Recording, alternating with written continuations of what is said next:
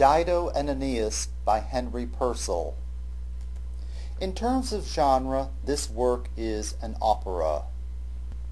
Unlike the Monteverdi work that we just took a look at, this work was written for a girls' boarding school. It seems a bit unusual, but this composition was actually written, or at least we know that it was used as, a school play. Despite this fact, it is often regarded as the greatest opera in English, and incidentally, we shall not examine any examples of English opera in this course after this one. We have lots of English operas from the past. Most of them are absolutely awful. It's just one of those circumstances of history. Like almost every other serious opera of the 17th and the 18th century, Dido and Aeneas has a classical subject. And the story of this work is basically an episode from Virgil's Aeneid. Virgil's Aeneid is an epic poem that focuses on the adventures of Aeneas, one of the legendary founders of Rome. I've waited until now, and it has not been easy to do so, to tell you something about the text of an opera. First of all, we all need to know what the word libretto is. Libretto is an Italian word that means little book. Libro is book in Italian. The etto, E-T-T-O, is diminutive. It makes it a little book. And this little book refers to the text of an opera. So from now on in this course, whenever I refer to the text of an opera, I will simply use the word libretto. By the way, the word libretto originally referred to the little books that early opera goers were presented when they attended an opera. This little book would contain the text of an opera. It was a custom right from the very beginnings of the first public opera houses up until recent times. In the past decade or so, libretti, the proper plural of libretto, had been replaced by subtitles, which are normally projected onto the wall of the opera theater. The person who writes a libretto, or the text of an opera, is called a librettist. The librettist of this opera by Purcell, Dido and Aeneas, is Nahum Tate, and Nahum Tate was an obscure English poet of the era. In fact, we probably would not remember Tate at all if it were not for the fact that he wrote the libretto for this masterpiece of operatic composition. Before we take a look at the three main characters in this work, I would like to remind you that, although you are relieved of the obligation, for the first three operas we look at, of knowing something about the story of the work and something about each of its three main characters, you will have to do so for the last three operas that we examine in this course. So take this as an opportunity to practice something that you will have to do later on in the semester anyway. The first of the two title characters, Dido, is the widowed queen of Carthage. According to legend, Dido, the legendary foundress of Carthage, was a Tyrrhenian princess who was set adrift with her courtiers on the Mediterranean, and she washed up on the north shore of Africa. There, a kind king gave her a small piece of land that she could use to establish her own city. And incidentally, the story is quite a charming one. She was given the hide of a bull and was told that she could have as much land as she could surround with it. So according to the story, she cut it up into tiny strips, tied all of them together, and laid out a fairly sizable piece of land. When we encounter her in Virgil's Aeneid, she is widowed. She had married the king who was kind to her. She was then a widow, and she was all alone, but not for very long, as we shall see.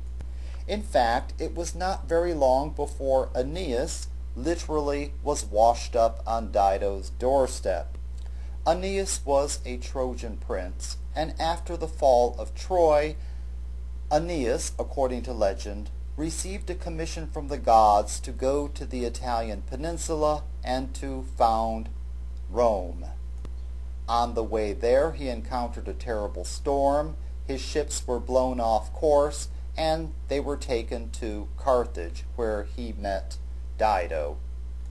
The very first character that we hear from in the opera is Belinda, who is Dido's lady-in-waiting. A lady-in-waiting is the personal maid to a female royal personage.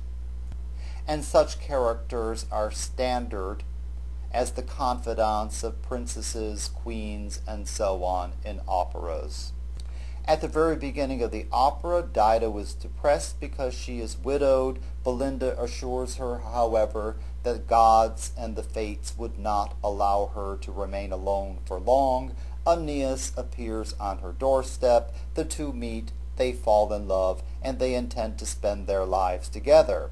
However, in this very interesting twist on the Virgilian classic, there are a number of sorceresses and witches in the city who hate Dido and want to bring about her end and the end of Carthage itself. So what they do is they create a creature who appears to be a messenger from the gods. They cause this creature to appear before Aeneas. This creature tells Aeneas that he is to leave Carthage immediately to complete his mission. Aeneas tells Dido that the gods have called him away. She lets him go away, and once he has gone beyond the harbor, she commits suicide. And this is exactly where we pick up the opera, in the very last scene of the work. We shall hear three types of operatic music in this scene from Purcell's Dido and Aeneas, and the list is slightly different from that for the scene that we heard from Monteverdi's L'Incoronazione di Poppea. Think about that when you sit down to prepare for the test and to take the test. It's easy to tell one apart from the other by doing so. If you take a look at the libretto for this scene, you will see that it begins with a recitative sung by Dido. Here she announces to Belinda that she is resolved to die, and it is appropriate that Purcell chose to use recitative here. She is having a conversation with another character, so the simplest type of operatic music is perfectly appropriate here. As you listen to it, notice the little bits of word or text painting on the words darkness and death. There are strong dissonances on each of those words. The aria that follows is one of the most famous works of this type in all of opera, and it is written in a form that is typical for songs of laments in early operas. That is, it is written as a passacaglia. Passacaglia, P-A-S-S-A-C-A-G-L-I-A, passacaglia. Neither I nor any other scholar can tell you exactly where this word came from and to what it originally referred. It may be some type of music that came over to Europe from the New World during the Age of Exploration, but that's just a guess. A passacaglia is a type of musical composition that has a musical idea repeated throughout in the bass. The musical idea that you hear at the beginning of the aria, played by the lowest voiced instruments, is repeated again and again throughout the composition. Bom, bom, bom, bom, bom, bom, bom, bom, bom, bom. And if you listen carefully, you'll hear it played from beginning to end as the aria unfolds above it. The chorus that you will hear at the end of the scene fits perfectly the definition that you have for choruses. It has a variety of textures and lots of word and text painting. On the word drooping, the music goes down, and on the word keep here, which means stay here, the music pauses.